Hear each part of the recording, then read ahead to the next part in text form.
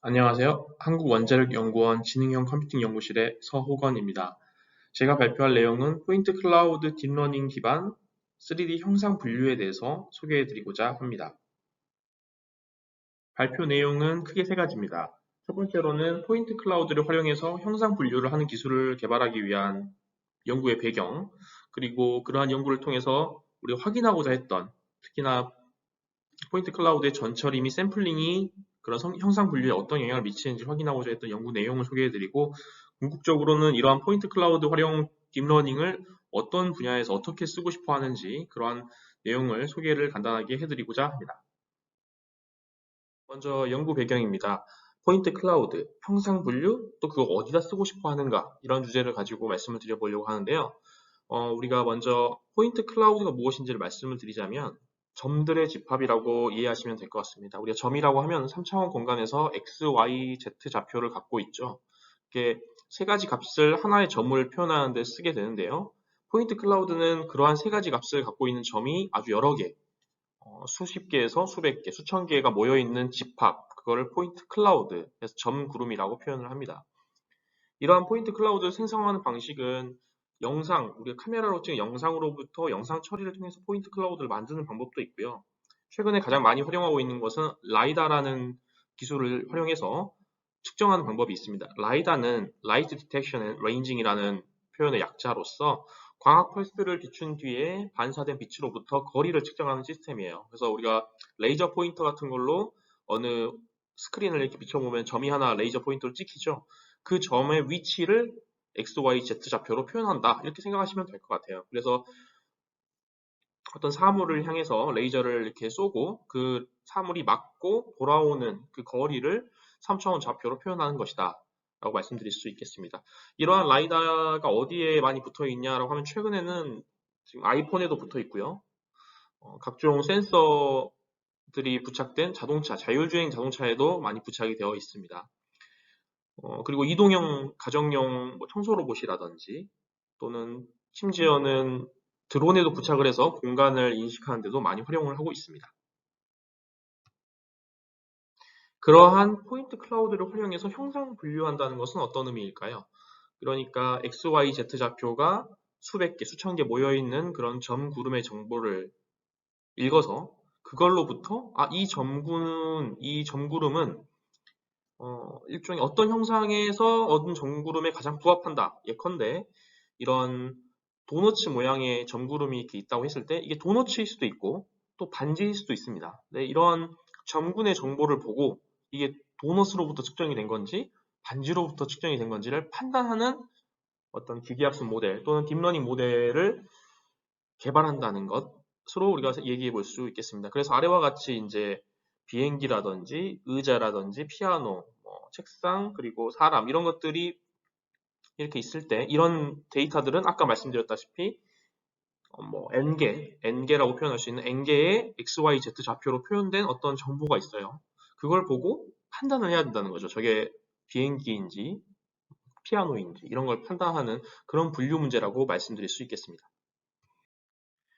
그러한 포인트 클라우드 기반 형상 분류에는 여러 가지 어려운 점들이 있습니다. 크게 한 네 가지 정도만 한번 뽑아서 얘기를 드려보자면 똑같은 어떤 직육면체의 형상을 가지고 포인트 클라우드를 이렇게 라이다를 써서 스캐닝을 한다고 하면 어느 위치에서 또는 어느 각도에서 이걸 스캐닝했냐에 따라서 그 똑같이 100개의 점을 뽑아도 전혀 다른 점들을 뽑을 수 있어요. 위치적으로. 가까이에서 찍으면은 가까운 정보들이 작은 숫자들이 나올 것이고 먼 거리에서 찍으면은 더 먼 점의 값들이 나오겠죠. 그렇기 때문에 똑같은 형상이지만 각도나 위치나 이런 거에 따라서 굉장히 다양한 포인트 클라우드 형상이 나타날 수 있습니다. 그래서 이러한 형상의 위치 그리고 각도, 회전 상태 이런 것들에 상관없이 동일한 형상의 분류를 해야 된다는 점이 어려운 점이고요.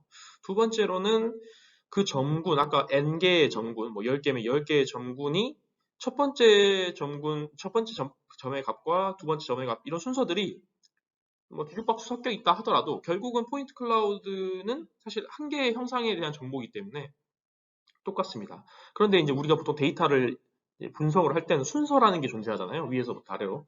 근데 이 포인트 클라우드는 그런 순서가 영향을 주지 않는 형상 분류에 아무런 영향을 주지 않는 그런 특징이 있습니다. 또 다른 문제는 저희가 스캐닝을 할 때 실제로 얼마나 정밀하게 스캐닝을 하냐에 따라서 이 데이터의 개수가 똑같은 사물인데 똑같은 위치인데 똑같은 각도인데도 다르게 나올 수 있습니다. 그래서 뭐 100만 개를 찍을 수도 있고 10만 개를 찍을 수도 있고 500개를 찍을 수도 있습니다. 그래서 그런 점의 카운트도 달라질 수 있다는 점. 저희가 샘플링을 어떻게 할 것이냐의 그런 이슈가 있고 마지막으로는 만약에 자동차의 앞면에서만 촬영을 하게 되는 뒷면을 찍을 수 없는 어떤 불가피한 이유가 있다고 하면 포인트 클라우드로 취득되는 정보는 실제 형상의 일부만 취득이 될 수도 있다라는 점입니다. 그래서 이러한 점들을 고려해서 딥러닝이나 기계학습 모델을 설계를 해야 우리가 적절한 형상 분류 모델을 개발할 수 있다는 점 말씀드릴 수 있겠습니다.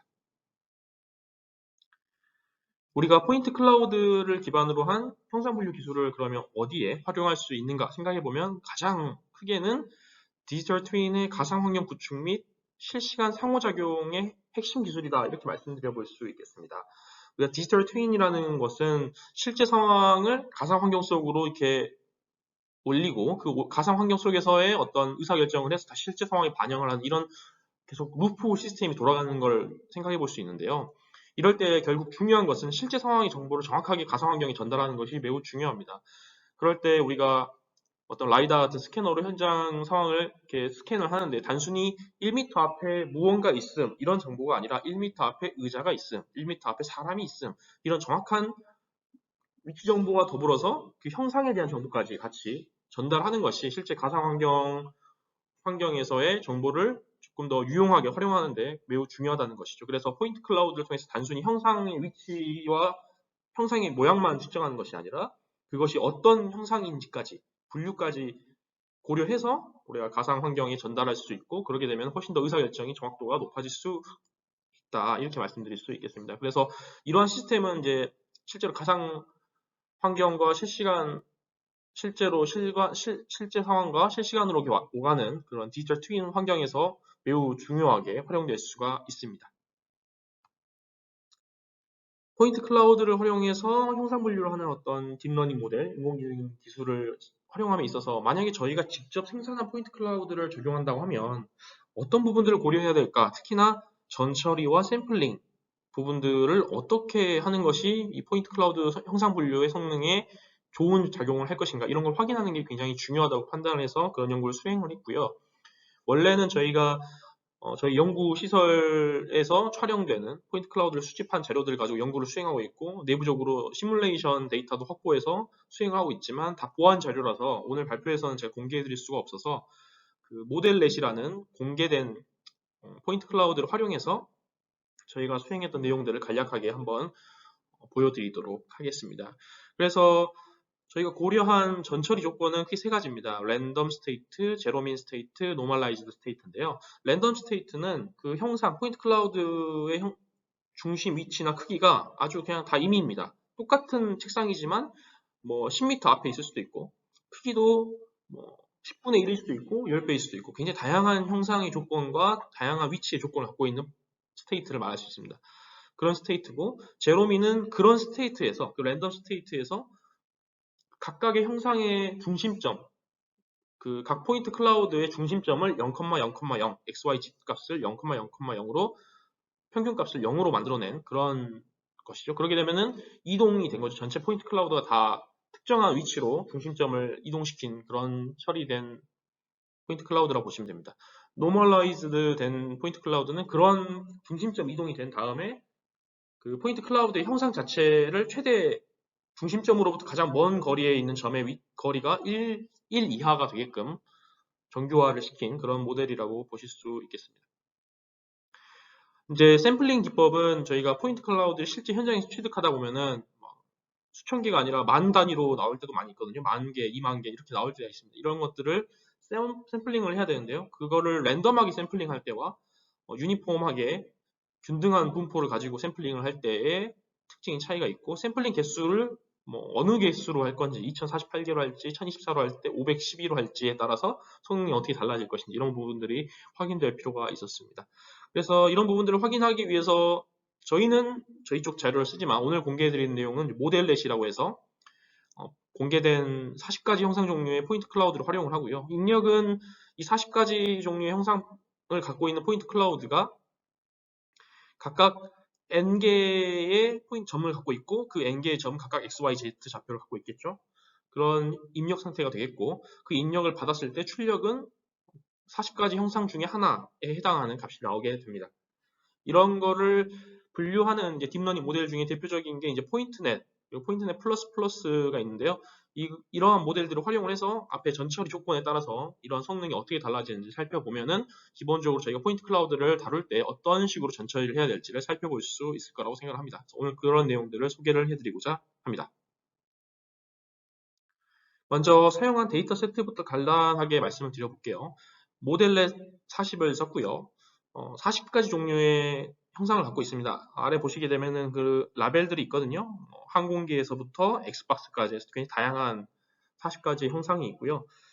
각각의 형상의 개수가 실제로 데이터 세트 안에서 달라요. 그래서 뭐 똑같이 항공기 10개, 엑스박스 10개 이런 개념이 아니라 항공기는 뭐 500개가 넘는 수준을 갖고 있고 엑스박스는 그 정도 500개까지는 안 되는 그런 카운트가 되어 있습니다. 그래서 이 클래스별로 데이터가 조금 불균형하게 확보가 되어 있다는 말씀을 드릴 수 있고 앞에서 말씀드렸다시피 포인트 클라우드는 하나의 형상을 찍어도 몇 개의 점을 찍을지가 그때그때 상황에 따라 다를 수 있는데 보시다시피 이것도 뭐 에어플레인 같은 경우도 500개 넘는 포인트 클라우드의 안에 있는 각각 500개가 넘는 포인트 클라우드의 점의 개수들을 살펴보면은 똑같지가 않습니다. 그래서 어떤 평균적으로 지금 5만 개 정도 잡히는데요.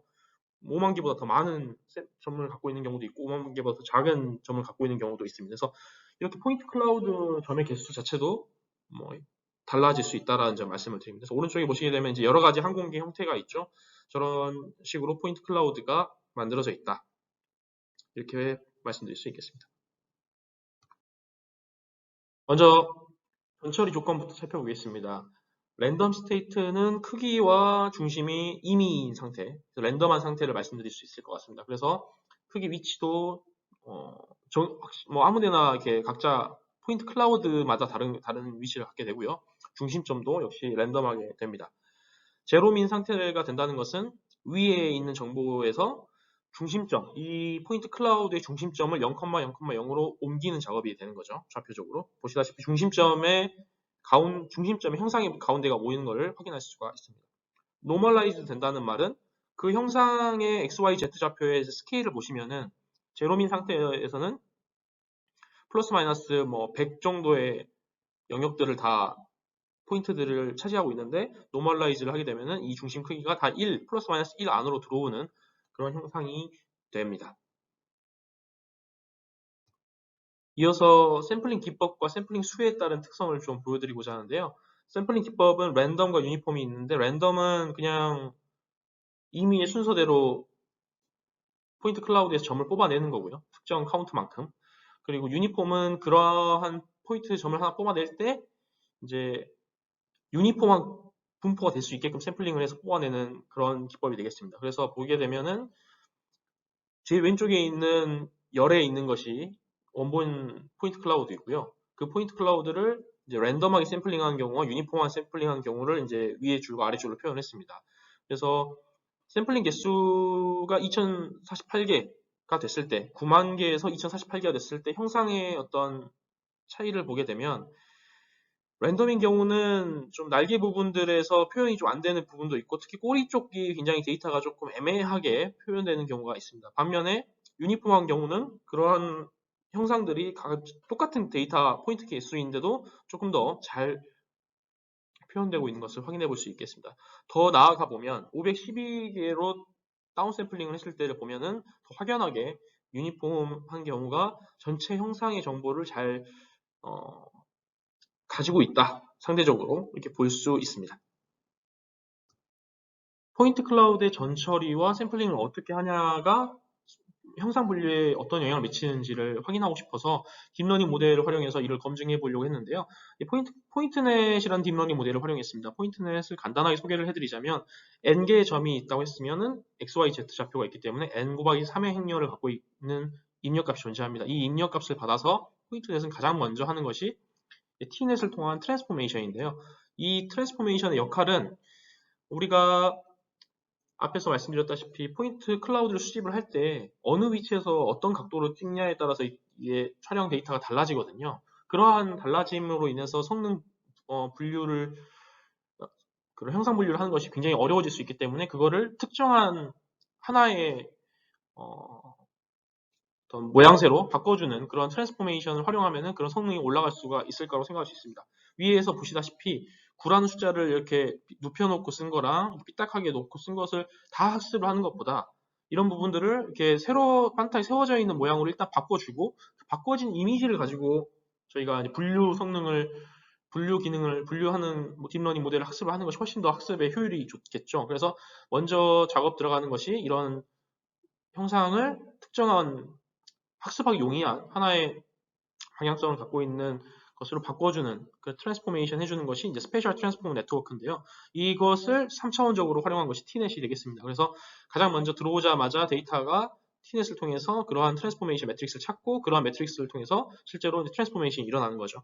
그러고 나서는 그 세 개의 좌표에 대해서 이제 세 개의 좌표로부터 각각의 점을 특징을 추출합니다. 그래서 총 64개의 특징을 추출을 하게끔 이제 학습이 되는데요. 이 1차원 CN을 활용을 하고 모든 점에 대해서 이제 n개의 점에 대해서 수행을 하는데 이 n개의 점을 수행할 때 파라미터, CNN의 파라미터 서로 쉐어를 하게 됩니다.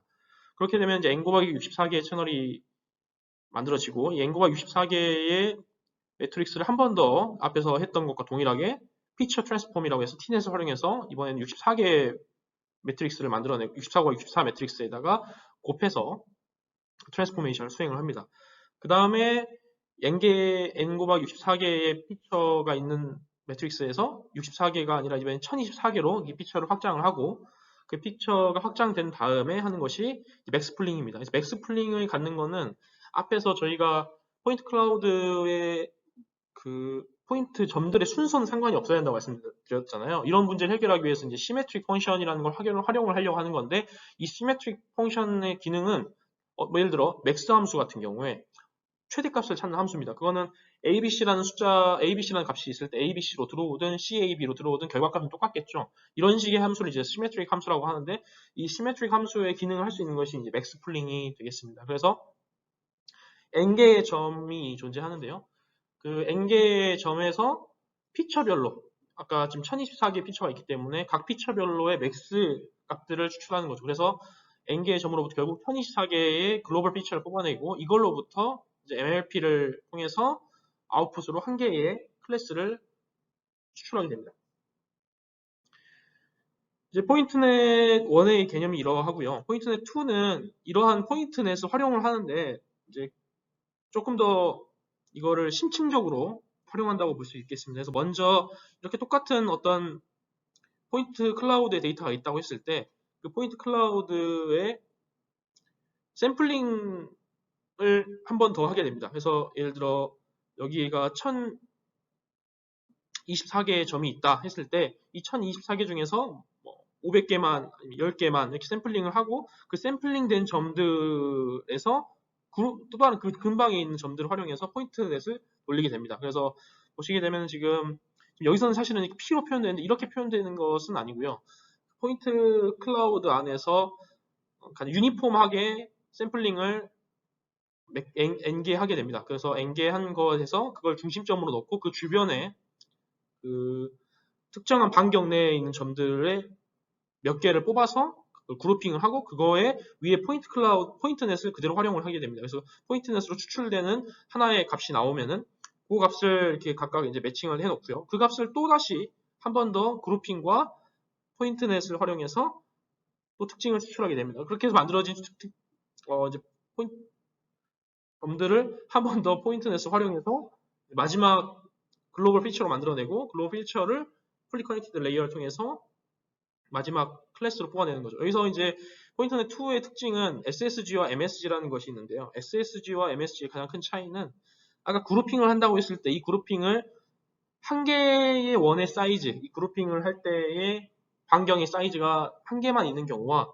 여러 개의 반경, 작은 원도 있고 큰 원도 있는 여러 개의 반경, 보통 이제 포인트넷 플러스에서 한 3가지 정도의 반경을 쓰게 됩니다. 3가지 정도의 반경으로 쓰는 경우 이렇게 2개를 나눠서 진행을 할 수 있는 그런 모델이 되겠습니다. 그래서 포인트는 원을 기반으로 하고 있지만 이걸 좀 더 계층적으로 그룹핑을 해서 서브 포인트들을 단위로 다시 한번 특징을 학습하게 하는 이런 것이 이제 포인트넷 플러스의 포인트넷 2의 특징이고, 그 안에서도 스케일을 한 개만 갖고 있는 경우와 여러 개 갖고 있는 경우, 이걸 이제 SSG와 MSG 정도로 이해하고 있으시면 되겠습니다. 포인트 클라우드의 전처리나 샘플링에 따라서 성능이 어떻게 달라지는지를 결과를 통해서 확인해 보도록 하겠습니다. 데이터들은 각각 모델명, 그리고 샘플링한 포인트의 개수, 전처리 기법의 이름, 그리고 샘플링 기법의 이름 이렇게 명시가 되어 있습니다. 그래서 보시다시피 모델넷을 활용했고 512개의 점을 샘플링했으며 전처리 기법은 랜덤 상태이고 전처리 샘플링 기법은 랜덤 샘플링을 했다, 이렇게 이해하시면 되겠습니다. 이 슬라이드에서는 전체적으로 다 랜덤 전처리와 랜덤 샘플링을 한 케이스고요. 차이가 있다면은 첫 번째 행부터 세 번째 행으로 올 때까지 이제 샘플링 개수가 512에서 2048로 바뀐다는 거, 그리고 각각은 이제 모델을 3가지를 했을 때 어떤 모델이 성능이 좋은지 비교한 겁니다. 모델이 포인트넷보다는 포인트넷 2 MSG가 훨씬 더 성능이 잘 나오는 걸 확인할 수 있고, 지금 랜덤 전처리와 랜덤 샘플링에서는 포인트넷 2 MSG 1024개 샘플링 한 것이 가장 테스트 성능이 좋은 걸 확인할 수가 있습니다. 그럼 이걸 기본으로 놓고 한번 다른 조건들, 뒤에 전처리와 샘플링 조건을 한번 바꿔서 비교를 해보도록 하겠습니다. 그러면 전처리에 따라서 성능이 어떻게 달라지는지 확인해 보겠습니다. 똑같이 모델넷 2의 1024의 랜덤 전처리의 샘플링 랜덤인데요. 동일한 샘플링 랜덤 상태에서 전처리만 바꿔서 랜덤, 제로민, 노멀라이즈 상태 이 3개 비교해 보시면 제로민을 하니까 성능이 10% 향상됐고, 노멀라이즈를 거기까지 하니까 거기다 더 5% 더 향상이 됐습니다. 이제 랜덤 샘플링 대신에 유니폼 샘플링을 하게 되니까 미소하지만 0.1% 정도 더 상승된 걸 확인할 수가 있습니다. 1024개가 아까는 베스트 카운트였는데요. 지금 한 번 더 동일 조건으로 노멀라이즈드 유니폼 조건으로 넘버로 포인트만 바꿔보겠습니다. 바꿔보면은 1024보다는 2048이 조금 더 성능 향상, 1% 정도의 성능 향상이 되는 걸 확인할 수가 있습니다. 그러면 1024의 노멀라이즈드 전처리에 유니폼 샘플링을 하는 경우면은 다른 모델들을 활용했을 때 어떨지 살펴보면 아까보다 처음에 랜덤 스테이트보다 현격하게 성능이 향상된 걸 확인할 수가 있습니다. 그래서 이렇게 보시게 되면 동일한 데이터 세트를 갖고 있지만 우리가 전처리와 샘플링을 어떻게 하냐에 따라서 모델의 성능이 크게 달라질 수 있다. 그거를 잘 전처리와 샘플링을 하는 것이 굉장히 중요하다는 걸 확인해 볼 수 있는 결과가 되겠습니다. 앞에서 이제 본 것들을 좀 성능 차이를 이제 보게 되면은 또 극명하게 볼 수 있는 게 이제 랜덤 스테이트와 노멀라이즈드 유니폼 스테이트의 차이를, 성능 차이를 극명하게 볼 수 있고요. 이거를 컴퓨터 매트릭스를 통해서 보시게 되면은 이렇게 헷갈렸던 부분들, 이게 좀 마킹이 좀 색깔이 좀 있어 보이는 이런 부분들이 많이 사라졌다는 부분, 대부분 많이 이제 혼란을 좀 덜 겪게 된다. 클래스 분류에 그런 걸 확인해 볼 수가 있겠습니다. 결론을 지어보자면요. 적절한 포인트 클라우드의 전처리와 샘플링이 딥러닝을 통한 형상분류 성능이 굉장히 중요하다, 이런 말씀을 드릴 수 있겠습니다. 그래서 동일 형상이지만 위치가 다르고 형상이 크게 달라지면은 사실 딥러닝 입장에서 학습하기 굉장히 어렵다. 그래서 적절하게 정규화를 시켜줄 필요가 있고, 샘플링도 랜덤하게 하다 보면은 국부적인 포인트가 몰려있는 경우가 있고 듬성듬성 나올 수도 있고 그럴 수 있습니다. 그래서 유니폼 샘플링 을 활용해서 균등한 점군이 되도록 하는 것이 좀 더 효과적이다. 물론 이것보다 더 나은 샘플링 기법도 있고, 저희가 사실 조금 더 내부적으로 연구하고 있고 논문화하고 있는 거는 이것보다 더 나은 샘플링을 활용하고 있습니다. 그래서 그런 부분들, 샘플링 기법을 조금 더 잘 하는 것이 딥러닝 모델의 성능 향상에 크게 도움을 줄 수 있다. 단순한 얘기죠. 갈비지 인, 갈비지 아웃. 그래서 잘 넣어주는 것이 딥러닝 입장에서는 당연히 성능이 좋게 나오는데, 그 어떻게 잘을 오늘 소개해드리는 그런 시간이 되었으면 좋겠습니다. 마지막으로 이제 이러한 연구를 통해서 궁극적으로 하고자 하는 방향성을 간단하게 소개를 해드리자면요. 저희가 모든 형상에 대해서 포인트 클라우드를 미리 다 확보해서 학습을 할 수가 없습니다. 그래서 빅데이터 세트를 만들기가 굉장히 곤란하기 때문에 그거를 컴퓨터 CAD를 활용해서 마치 실제 라이다 스캐너가 취득하게 되는 포인트 클라우드를 또 취득을 할 수 있고, 그걸 활용해서 학습한 다음에 실제 현장에서 실제 사물로부터 얻어지는 포인트 클라우드에 대한 클래시피케이션, 분류를 할 수 있는 그런 모델로의 개발을 굉장히 유의미할 것으로 저희는 생각하고 있습니다. 특히나 이럴 때는 노이즈 성분, 일반적인 센싱에서 나타날 수 있는 특징들을 어떻게 잘 반영할 것인가가 굉장히 중요한 그런 요소가 될 수 있고요. 두 번째로는 사실 실제로 스캔을 하다 보면 전체 형상을 다 스캔하기가 굉장히 어려울 수 있습니다. 비행기를 스캔한다고 했을 때 아까 비행기의 조그마한 뭐 프라모델 이런 것들을 스캔할 때는 뭐 360도 전체를 다 스캔할 수 있을지 몰라도 실제 비행기를 스캔하기 위해서는 굉장히 많은 스캔에 대한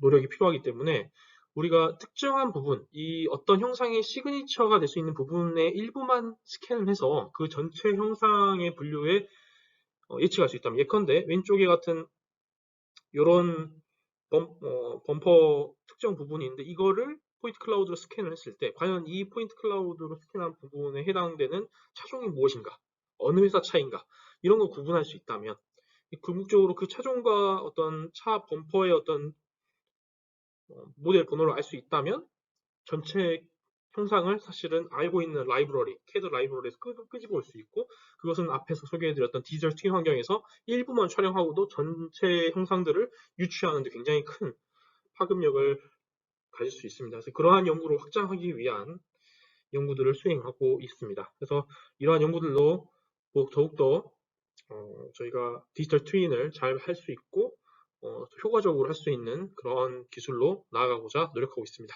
이상입니다. 감사합니다.